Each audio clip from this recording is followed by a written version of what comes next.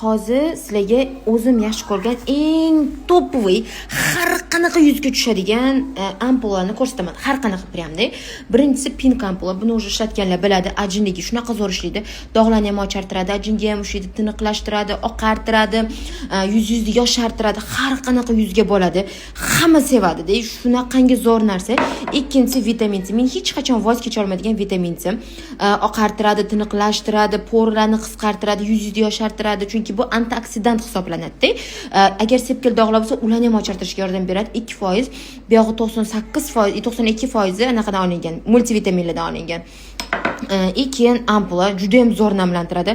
Ayniqsa men mana bu yuzim qurigan payti ham, yog'langan payti ham, toshma toshsa ham, mana shu ampulani ishlataman. Juda ham xavfsiz, 8 yoshdan boshlab ishlatish mumkin.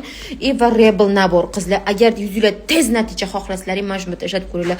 Rubit, ajin, tiniqlashtirish, qizarish, oqarish hamma